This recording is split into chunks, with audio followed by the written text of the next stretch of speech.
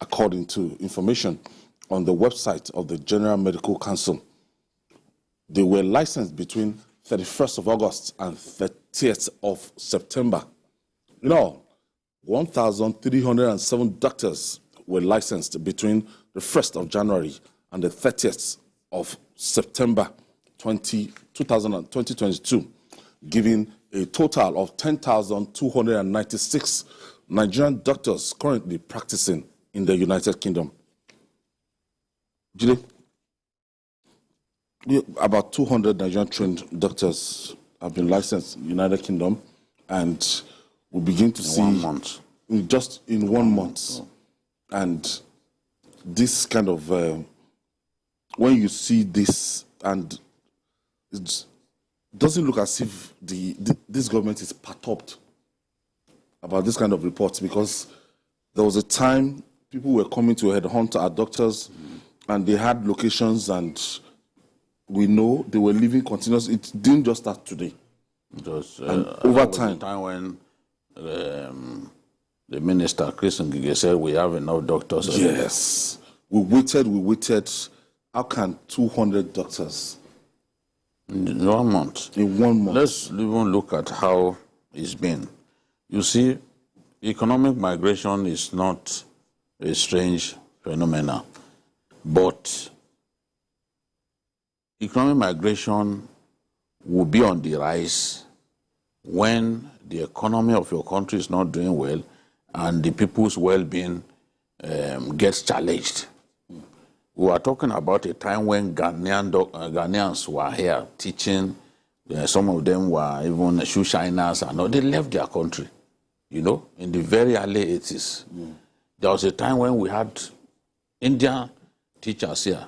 I had an Indian teacher teaching me mathematics, and so many other people, schools were using them at that time. Today, do you see Indian doctors in our country? How many Ghanaians are here doing the sort of work that they were doing those days, for which we were even ridiculing them? The whole idea of Ghana must go, when we said they must go, that they were illegal aliens during the military rule of President of Buhari.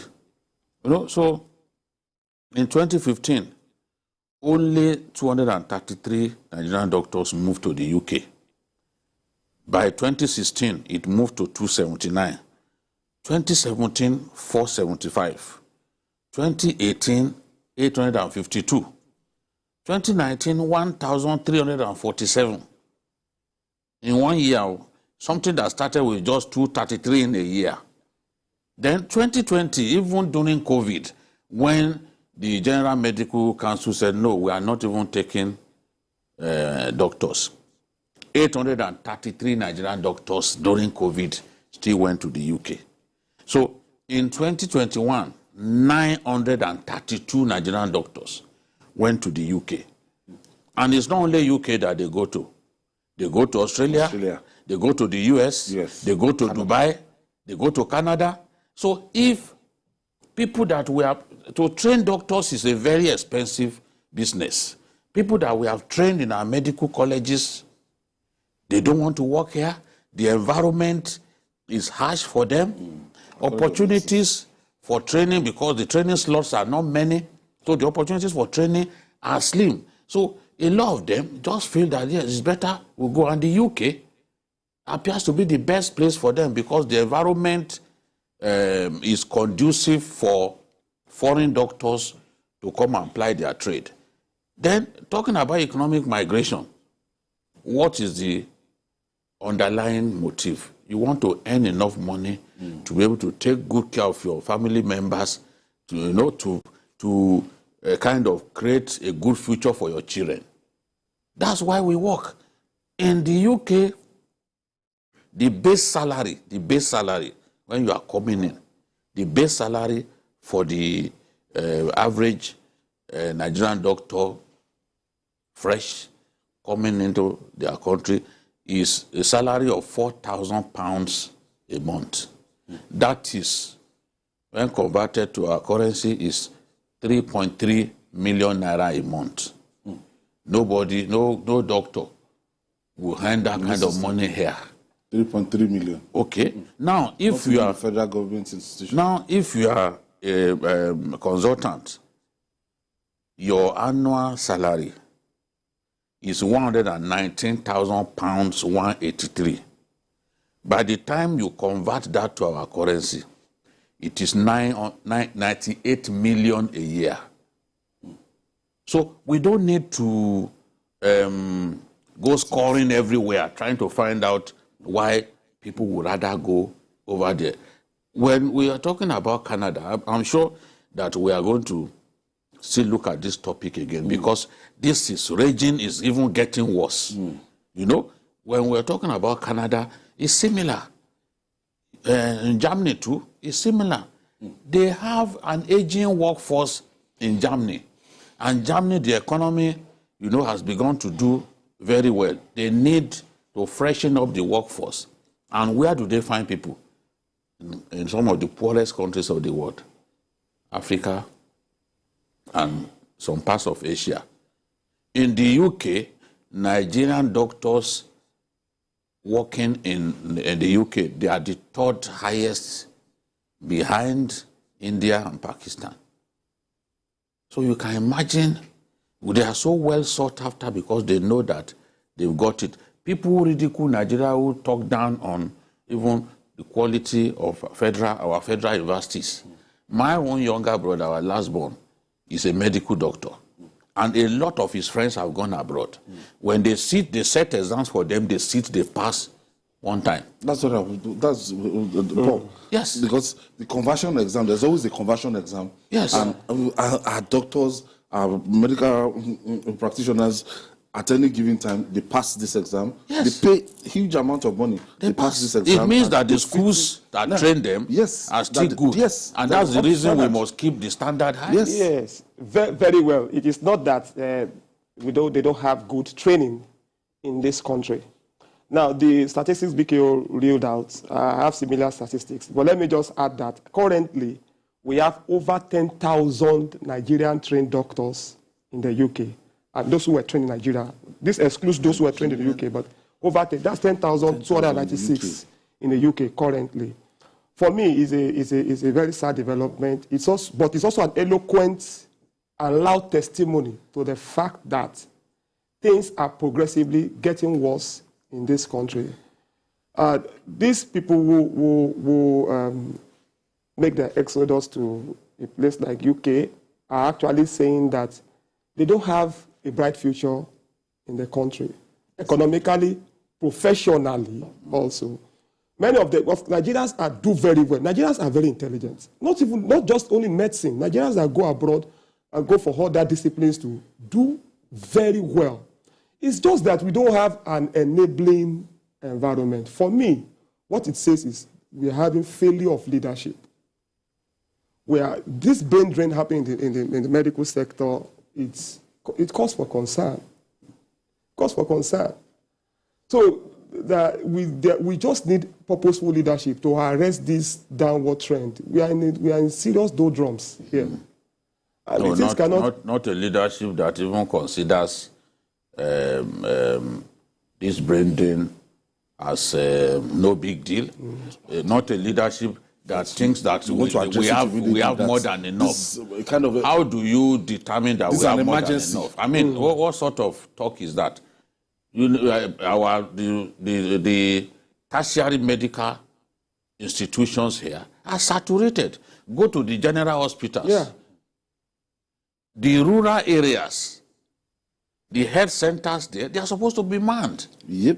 In some cases, it's just an ancillary nurse that's taking care of the. That's not the. It was not designed that way. Yes, it was not designed that way. Said that when Professor Luki Ransom-Kuti, when he was classifying this thing, we have primary, secondary, and tertiary. Yes. And this tertiary, they are meant to handle advanced cases. Not that I have fever. Not There's that I have supposed to even be typhoid, research centers. There's supposed to be research centers. So I was having serious problem with my eyes, and I went to one of the general hospitals. Not even the one at Ikeja, not Lasut, the one at Ilepo. I went there, and then of course you had this long queue. You had to go very, very early, And then you will not even see, I didn't see the doctor that day. I saw someone else, and they said, come back like 2 months, 3 months. So I said to the person, I said, what if I go blind before that time? Do you know how serious? Eventually, I had to switch. I switched from the general hospital to a private hospital. And you might not get...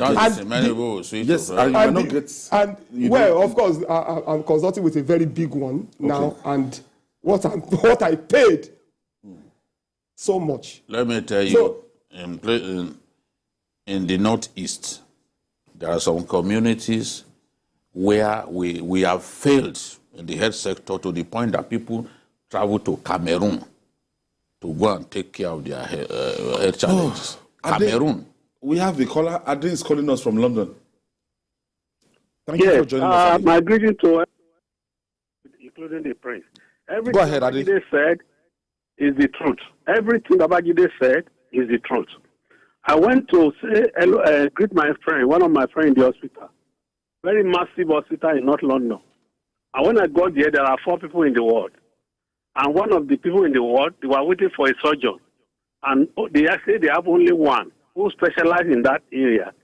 So when the surgeon came, lo and behold, a Yoruba man, doctor, I was shocked.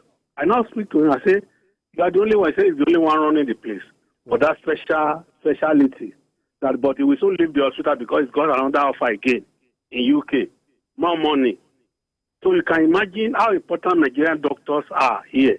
And we are losing them in Nigeria. So everything Babajide said is the truth.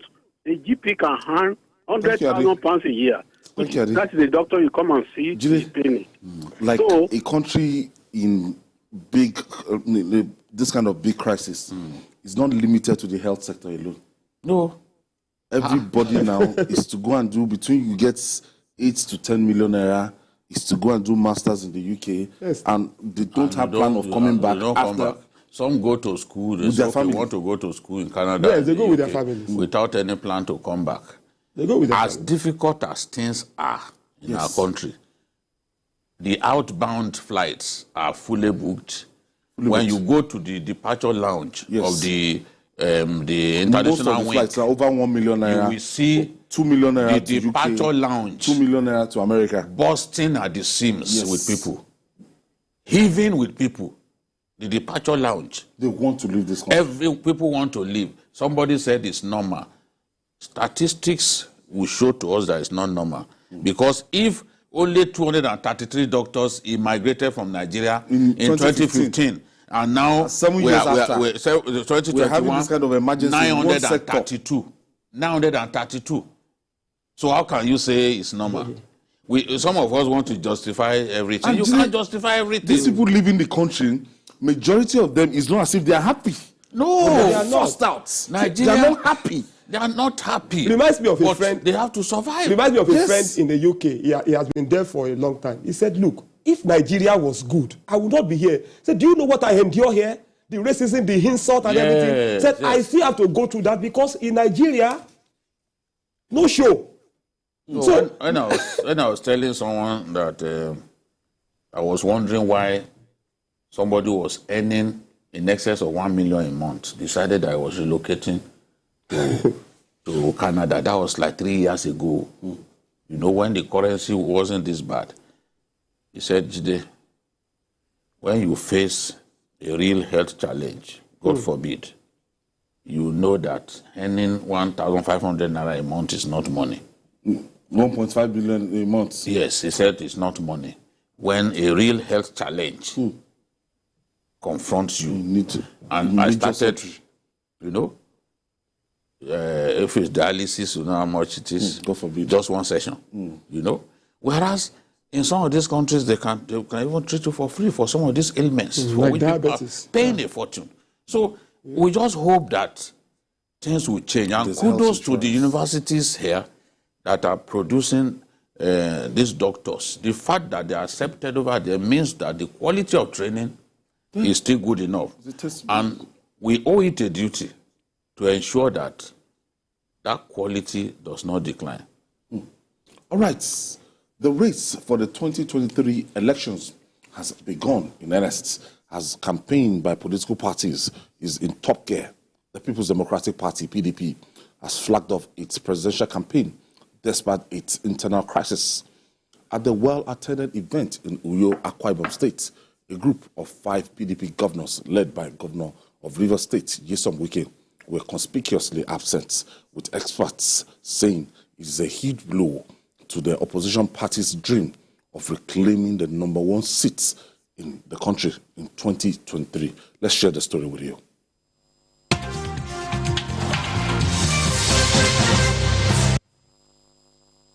The Nest of Champions Stadium in Uyo is the venue for the presidential campaign flag-off of the opposition People's Democratic Party ahead of the 2023 general election. Leaders of the party are here in Akwa Ibom State to woo Nigerians to vote for the PDP with a promise to turn around the fortunes of the nation. Today, we have inaugurated, flagged off our campaign to rescue Nigeria. To rescue Nigeria from hunger, to rescue Nigeria from poverty, and also to bring back the unity that we require in this country. That PDP is the only party in today's Nigeria that is indeed ready to take over power. And so today, what a flag of the hope for Nigerians. What a flag of the rescue mission to Nigerians. What a flag of the restoration move to Nigerians. The Delta State Governor, who is also the vice presidential candidate, wants Nigerians to vote for Atiku Abubakar because he possesses the right qualities to salvage the country at this trying time. We know that Atiku Abubakar is a general well tested, and somebody we know. We cannot afford to allow lieutenants lead because they will lead us to doom. PDP have ruled this country before, and when they ruled this country, they did very well. APC came with their lies, and today the country has failed. You can see that insecurity, economy has collapsed, and we need to rescue this country. But we're saying the leadership of the administration, of the economy, of Nigeria at present has failed us. They are not only weak, they are ignorant. The next stop for the PDP campaign is Yobe State as they continue to tell Nigerians to trust them again with their votes come February next year. Ikenna, TVC News, Uyo.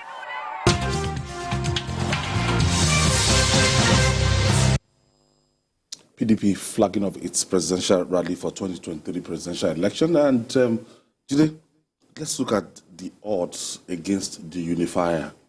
Perhaps the unifier was not able to unify his party. Yes. The unifier did not have Nyesom Wike in that place yesterday. Did not have Seyi Makinde seated there. Governor Otom wasn't there. Did not have Governor Enugu State Governor wasn't there. Olabode George and co. Rama Olusegun Mimiko, Donald Duke, Ayo Fayose, on and on. Yeah. That group. And Governor Ikpeazu as well. It's a big blot on the PDP. Big blot on the agenda that they still haven't been able to resolve this issue. The crisis in the PDP is becoming as protracted as the ASU strike. You know, when the ASU strike began, we all thought, well, after 1 or 2 months, they will resolve it and they will return to the classroom. It's the same way that people viewed the PDP crisis when it began. They felt, look, it's a family affair to be resolved in no time. But we are seeing a level of stubbornness on the part of the contending parties. They decided to dig in and not give room for the sort of concessions that could have made the matter a thing of history. So there is no way that this one affect the PDP. You can't have, how many governors do they have in the PDP now? That 5 governors would stay away from your rally. That means they are not going to work for you, because even when you put them in your campaign council, they also declined. Yes. So that means that you've lost the support. And in an election that potentially is going to be very, very competitive, will be close, you need every vote that you can find. You need all the stakeholders, to work for you. But what we are seeing is not funny at all. In 2019 election, do you understand? And fast forward 4 years, a lot of people would think, without President Buhari on the ballots, yes, this is the president. That there is this opportunity, yes. That this opportunity, but no, but a number of things have happened. Yes, with Peter Obi, for example, fishing from the same pond. Everyone knows that Peter Obi's catchment area or areas of strength are the same areas of strength of Atiku. So I don't know how. For me, Atiku must find a way to make up with these governors. Otherwise, he will regret it. You see, it's not in all cases that you can tell people to go to hell, except if you've made up your mind to just lose this election. 5 governors, we know the difference that governors make when it comes to mobilizing at state level. Parties at state level are in the hands of the governors. Yes. I said this before the primaries, if you remember, that the parties control the states. Yes, a president has influence, but the running of the party at the state is in the hands of the governors. Yes. And that makes them popular. They are the ones who install them. They will listen to them. Yes. They install them, they will listen to them.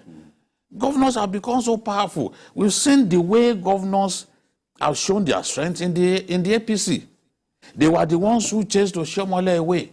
They were the ones who brought Mai Mala Buni. They were the ones who extended Mai Mala Buni's tenure. They were the ones who said enough. You understand? When they felt, okay, this thing, they were the same people who said enough. They determined who became the presidential candidate. Yes. The presidential candidate simply worked based on his knowledge of the fact that this is where power resides. That's the base. He just went for them. Not even the president. As we are deceiving, as I said this even before the primaries. It is the number of governors you have on your side that will determine whether you will win the primaries. And that was what played out. I remember telling people that Tinubu, that the people contesting against him, that even if they all pull their votes together, they will still be defeated. Yeah. I told our colleagues. When you look at the margin of victory. That was what happened. That was what happened.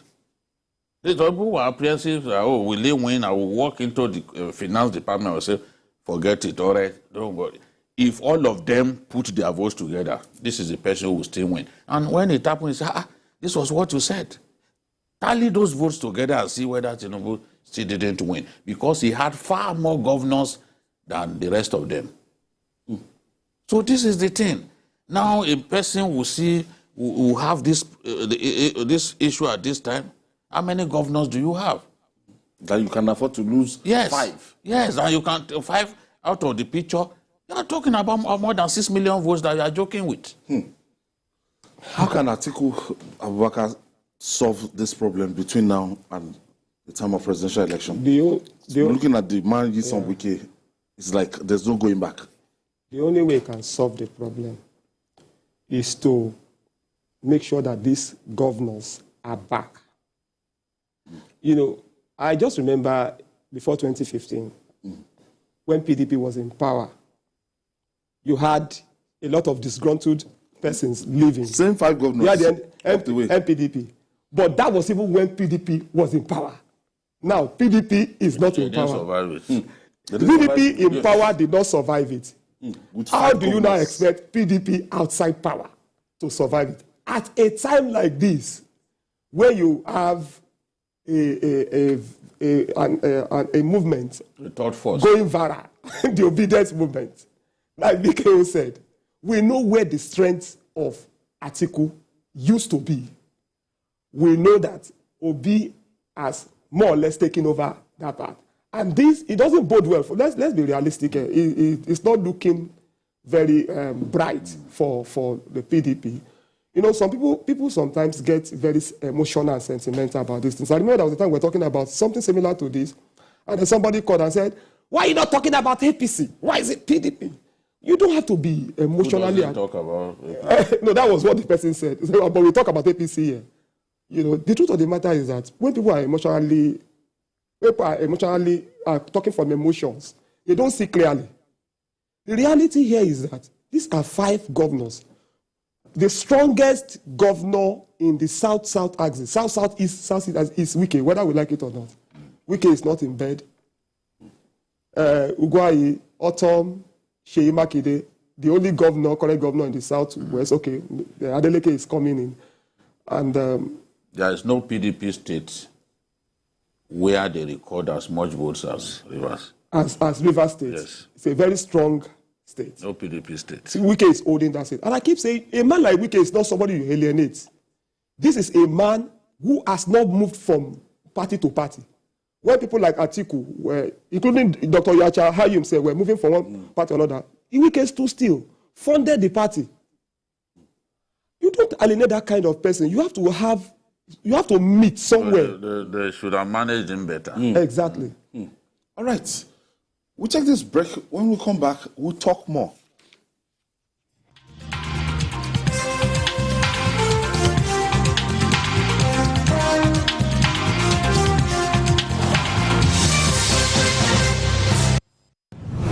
Nigeria now we country, APC not the party, now one man be a choice.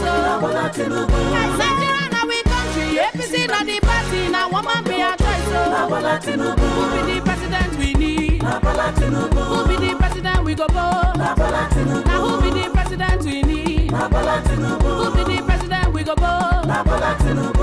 Okay now, when people ask question, answer must to follow am. People of Nigeria don't talk dem say na Asiwaju Bola Tinubu dem want as president of Nigeria. Our country people get many reasons wey make them all agree say na Asiwaju Bola Tinubu dem choose for this president election. Yes o, Bola Tinubu na man wey sabi anything wey him put in hand, e dey work wella. Na so, he do better work for Lagos State when he be governor. Till today, Lagos people still dey enjoy from all the better things wey jaburata for Lagos. He get many pikin dem wey him join people of Lagos put as governor of Lagos State after him comot. Na so, with him advice, all of them continue with him good work. So therefore, people of Nigeria, e good to make we vote for who sabi. As e come be so, make we all come out for election day and vote Asiwaju Bola Ahmed Tinubu as president of Nigeria and vote Senator Kashim Shettima as vice president. Vote APC, the party with broom. Asiwaju Bola Ahmed Tinubu, na you be the people's choice. Carry go. Who be the president we go for? Na Bola Tinubu.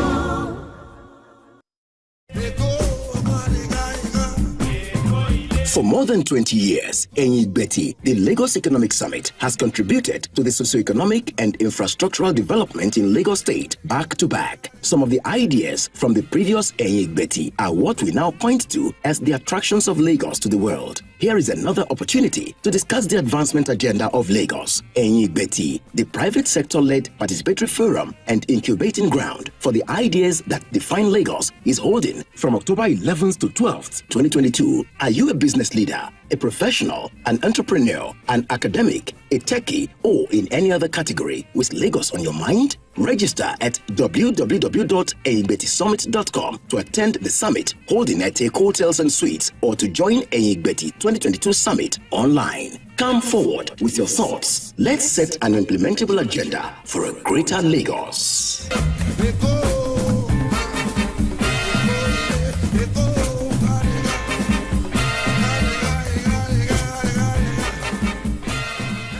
Good afternoon, Oga.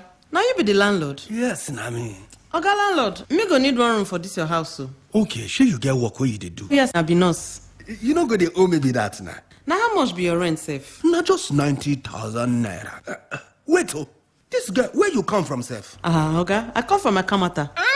Akamata? No talk am again. My spirit and Akamata people no dey ever join. Oga, wetin happen now? Come over my compound. Na so baba thing na people sabi do for that Akamata. Come over here. Haba, Papa, wetin this innocent girl do you now? Now people like you, they spoil Nigeria, Papa. I think you don't see am now. My people they talk say jollof rice wey dey for bottom pot today go dey top of cooler tomorrow. As I take need you now, so you self need me. Because now one mama we get we be Nigeria. Make we love ourselves because now only together we go fit make our country better for us and our children them. One heart plus one love equals better Nigeria. Now the Center for Democracy and Development CDD with support from the UK government they bring in this message.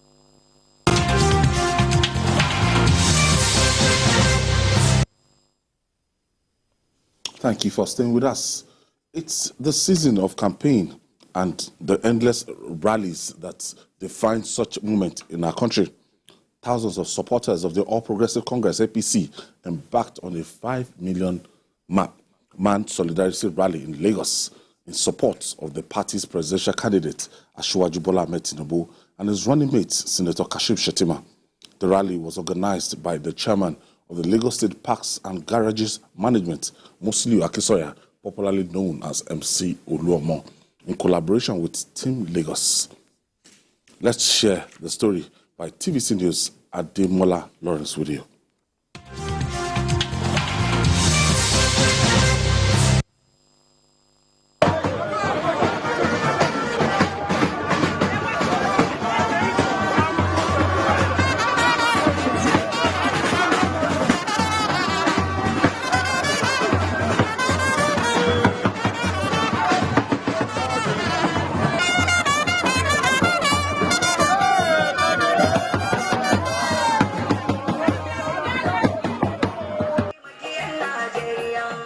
The APC supporters across the metropolis defiled the early downpour that converged on the Teslim Balogun Stadium in Surulere as early as 7 a.m.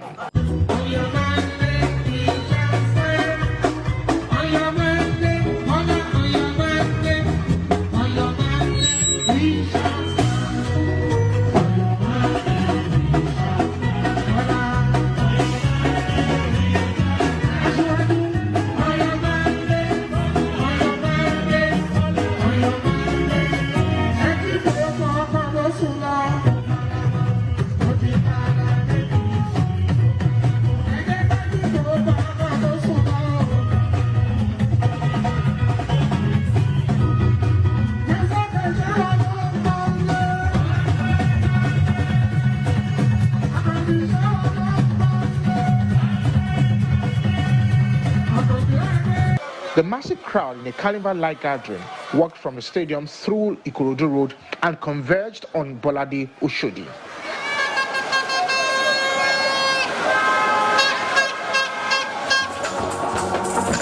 Various groups came with their banners and t-shirts to show their support to Asiwaju Tinubu, Senator Shettima, and Governor Sanwo-Olu.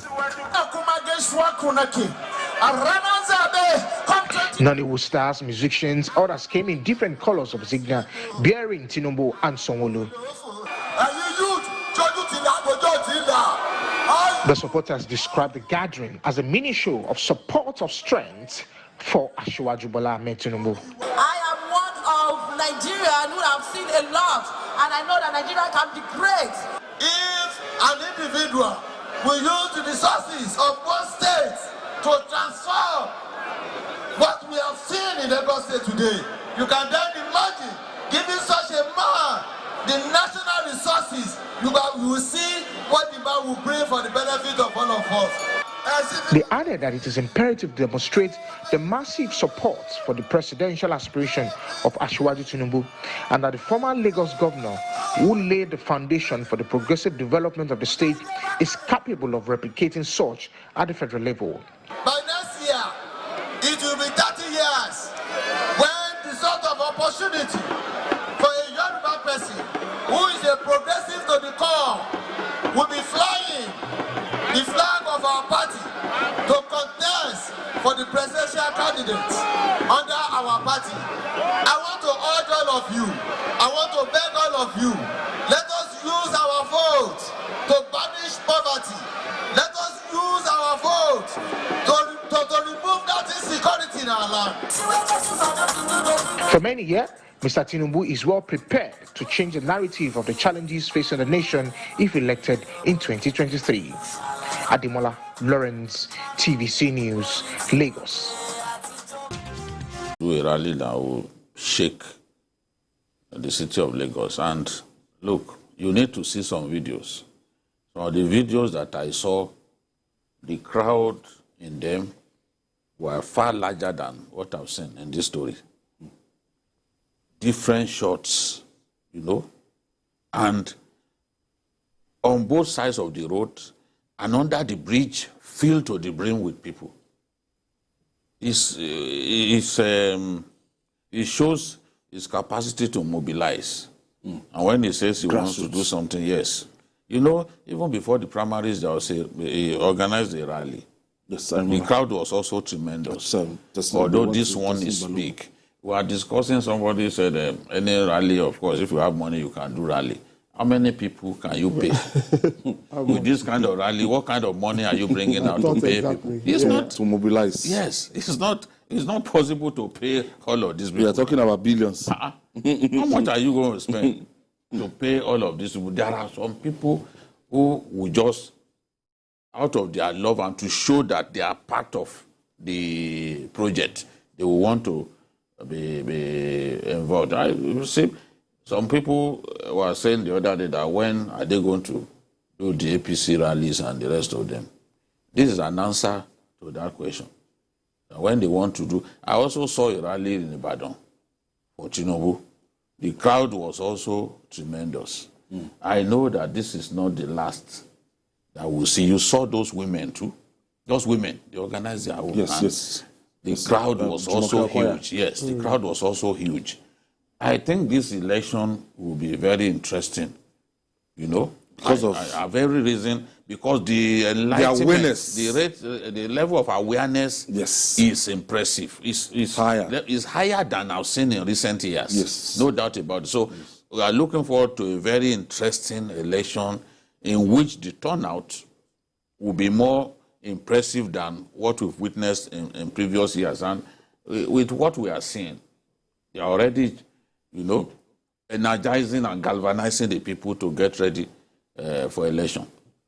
Loma will say, this is Lagos. This is their own enclave. This is their base.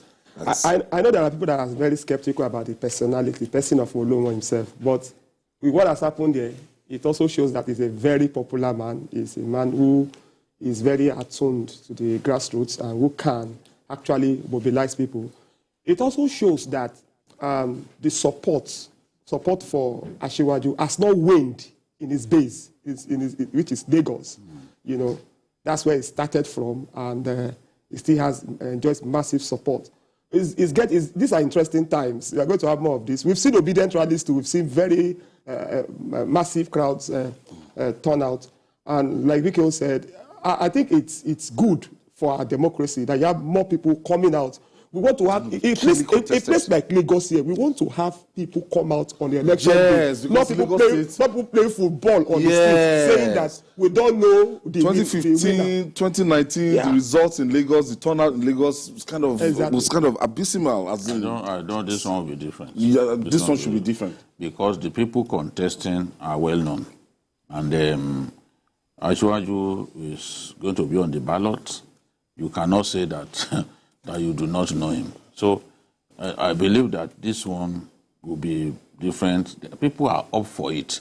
I've never seen an election where so many people are volunteering to play one part or another. People from even distant states, Bayelsa, are saying, look, we want to be part of this. This is the role that we want to play without expecting anything in return. Because it's not possible to reward everybody that will support you. It's just not possible. We saw Buhari in Maiduguri. We saw a woman brought out a little money and said, this is a contribution. A very old woman. When people, they didn't even allow him to mount No, there was no need for him to, no need to campaign. He didn't even go to Yobe at all. They said, no, don't come. In Bauchi, they wanted to. They said, don't come. They overran the No, they took over the wrong way. That was the day I nicknamed him the super tanker. Because I've never seen that kind of thing before. All right, we'll take this break. When we come back, we'll talk more.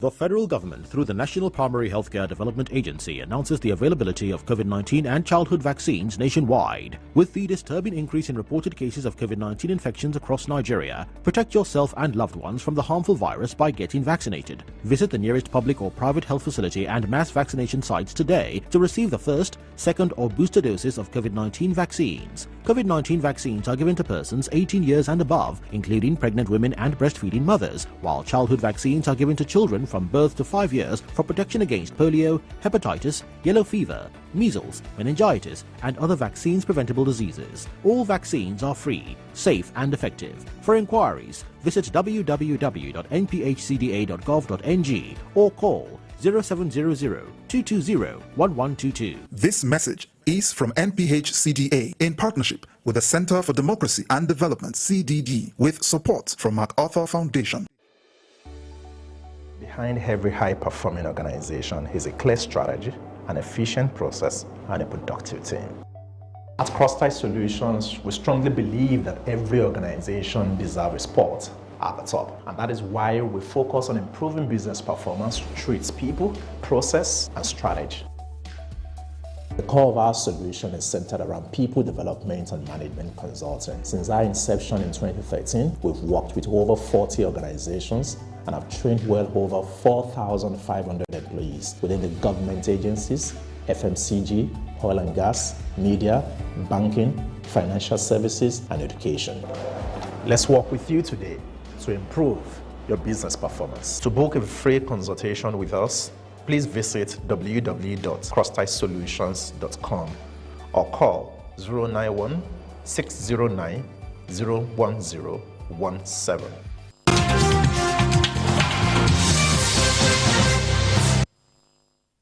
Thank you for staying with us. There appears to be lights at the end of the dark tunnel of closure of public universities in Nigeria.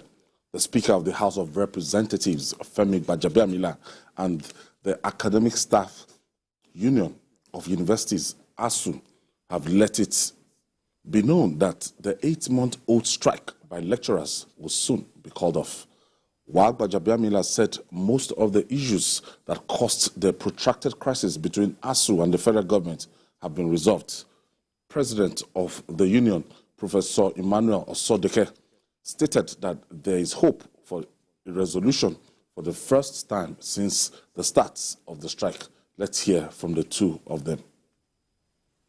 It's basically what we have agreed with ASU now is basically to put everything on paper, sign off, and I believe if we had met yesterday, ASU and the papers have been drawn up, ASU I'm sure would have called off the strike today. But we only just met behind closed doors now, and so we have to draw up the agreements as I have stated to you, and hopefully next couple of days, once of course ASU has to get back to its base as well. From what we have seen today, I think for the first time since this action started, we are seeing light at the end of the tunnel, because this is the first time we're having a such thing that, and we hope this time around, there will not be any attempt by any positive group to create something that will also make us run into anything again. We hope that this will be the final in the interest of our children. Our struggle, and I thank God the National Assembly are joining us, is for the educational system. BQ, I saw something interesting on your Facebook page before we started the program. Yes. So can you give us that timeline? Yes. To the resolution that you see, you now finished it with by Thursday or Friday. Officially, ASU should be able to call off the strike. Yes. Give us a timeline. You know, I'm also monitoring them, monitoring the federal government side, monitoring ASU. I stayed awake yesterday up till around 1 a.m. because they were meeting. And I need to also have feelers Yes. As at 10 p.m. yesterday, I called Femi Falana, and he gave me a snippet that, Ayo, it's over. Oh, I need to know how they are thinking. What will happen if this doesn't happen? What will happen? I needed to know, and I called them. One of them stepped out of the meeting to say, Jide, we are meeting, but I just, out of respect, needed to take your call. Don't worry, this is what is going on. Based on that, I can then tell Nigerians that, look, if things work according to plan, this is what will happen. ASU is one of the best organized trade unions in our country, and probably the most difficult to break, because the structures ensure that the leaders cannot end the strike. So they can, and they can't end the strike. You must go through those structures. They are the ones, the ASU members, the various schools, the zonal leadership, the Congress, they are the ones who will decide. When you have listened to because the zonal, they will have the zonal meetings, the zonal leadership. You start convening emergency congresses. When those ones have held their meeting, you harvest the opinion from there. The Congress, they will have the Congress, which is at the level of the various schools. They too will say, okay, this is our opinion. This is what we want. You will harvest it before the NEC will now meet. So the NEC will meet on Thursday. So at the level, once the NEC has met, the NEC already has the opinion of their members. They can then say, okay, this is where we are going. Only after that has been done. So when someone tells you that I expect that by tomorrow the strike will end, no. ASU doesn't run like that. Because by that time, they could not have met at those different levels. The meeting at that level will still be on. Yes, so ASU cannot give the president a guarantee that tomorrow we are ending a strike, because that process must be complete. That's the way the union is structured. So if you call Osodeke and the rest of them and you bribe them, you give them life-changing money, they can't call off a strike. That's the way ASU is structured. So, and on this, a lot of issues have about. Gbajabi Amila said something. He said majority of the issues have been addressed. And for the first time, we had Osodeke himself saying that this is the first time. Yes, that if this had been done earlier. Yes, and if anything does not change, it's looking very, very. So I know that the president, I know that the House of Reps came up with their recommendations. And I know that the president wants this strike to end. So their recommendations have been presented to the president. I also know that the president, Gbajabi Amila has been able to extract some commitment from the president. That is why Gbaja could tell us that on the side of the federal government and on the side of ASU, both sides have made concessions. Yes. This is the first time we are hearing that. And Nigeria, we have to be grateful to this man. Gbajabi Amila is the man of the moment right now. We have to be grateful. You see, everybody tried to broker peace. Let me remind Nigerians what happened with NMA. ASU is not the first to disobey a court order saying go back to work. NSC has done that many times. Even NMA recently, the NMA refused to go to work when they were told to go to work. It took Gbajabi Amila to call them and assure them that you want a fund set aside for your training. I'm going to put it in the budget. The moment he did that, those guys went back to work. It's not every issue that a court of law can resolve. It's not every issue that you resolve through brinksmanship. Through brinksmanship. No. Sometimes you just have to allow a political solution. And we were saying it, you people should meet. You people should make concessions. Meet. Now we are seeing the result of that. There's light at the end of the tunnel, and Nigerians are happy. Students and parents, they'll be happy. Yes, very much so. There are two things that we must note here. The man, Gbajabi Amila. Please, let us remember a man like this. who is not just in leadership to show that, yes, I'm a leader.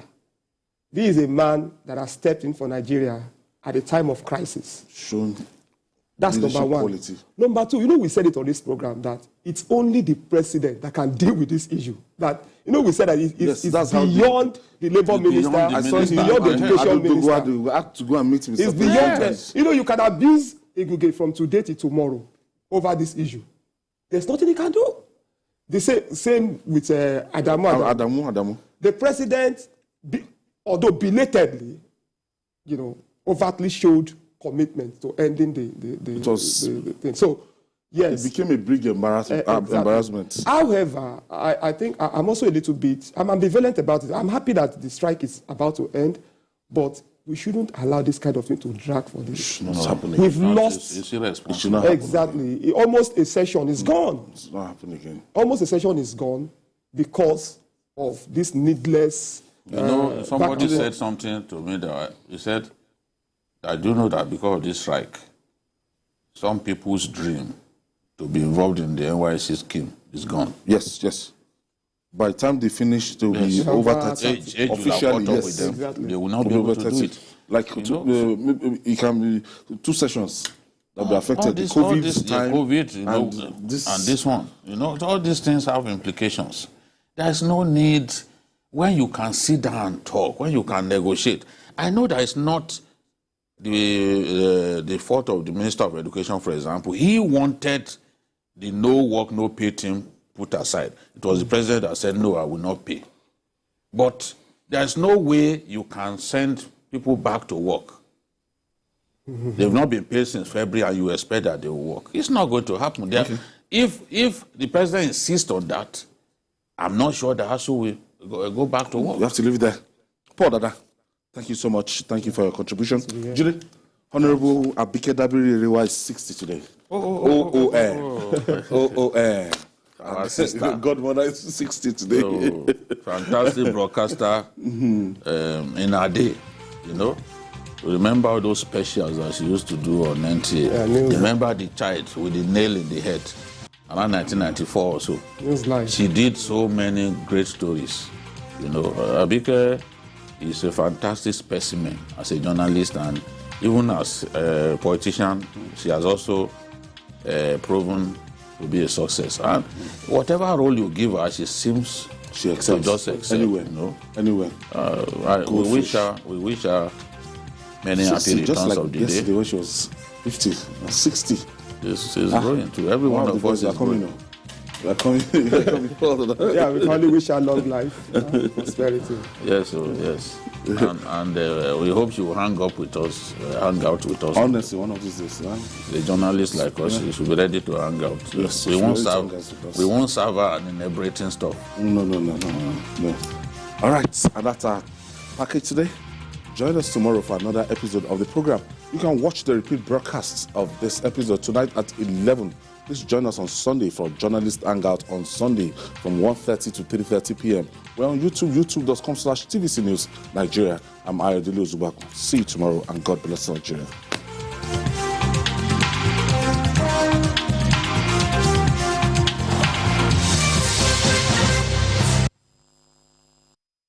The following is a paid presentation by ShopX TV.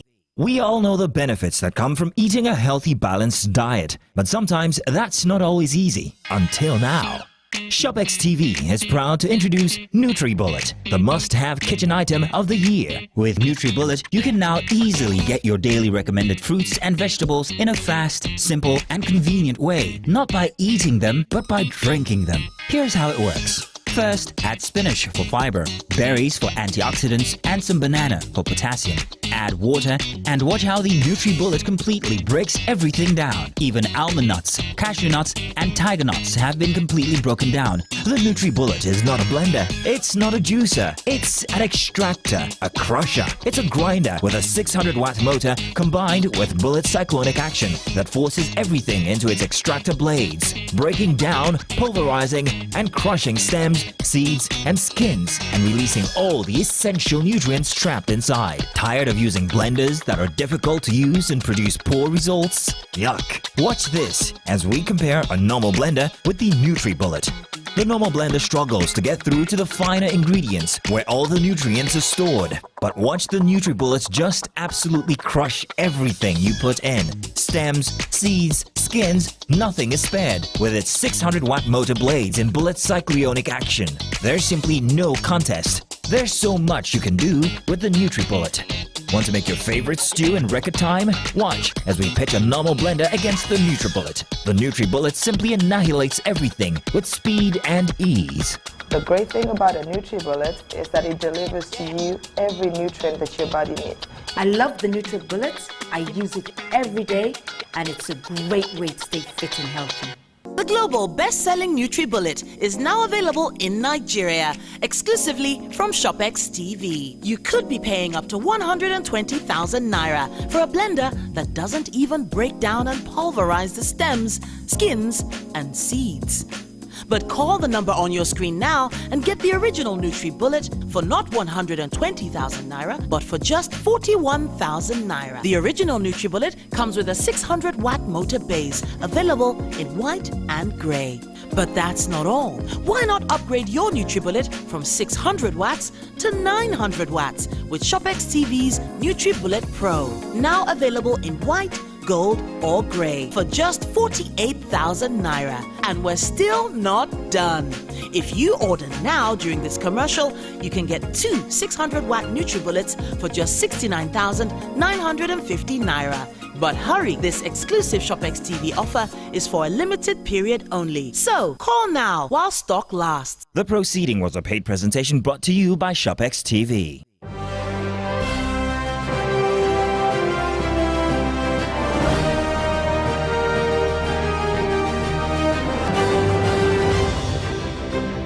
Never miss a moment. Instant breaking news from all over the globe. Live streaming of your favorite programs delivered directly to you. Watch anytime from anywhere on your mobile or smart devices. Download the TVC News app today. Available on Google Play and Apple Store. At TVC News, wherever the big news story is happening, we're geared up to break it. TVC News, first with breaking news.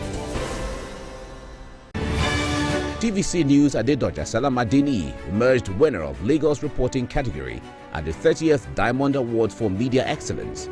As the isolation centers filled up and many Nigerians living in denial, Adedoja dared the odds to bring the dreaded COVID-19 reality to our living rooms. This is the story that resulted in the laurel at the Diamond Award for Media Excellence, Lagos reporting category for Adedoja Salamadini. TVC News Femi Akonde won the coveted prize of Reporter of the Year.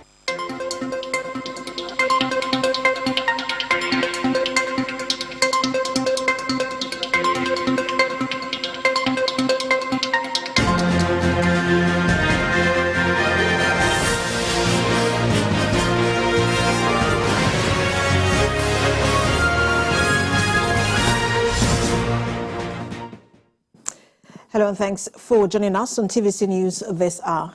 We begin with reports that new registrants during the last continuous voter registration exercise will be able to pick their permanent voter card from November this year.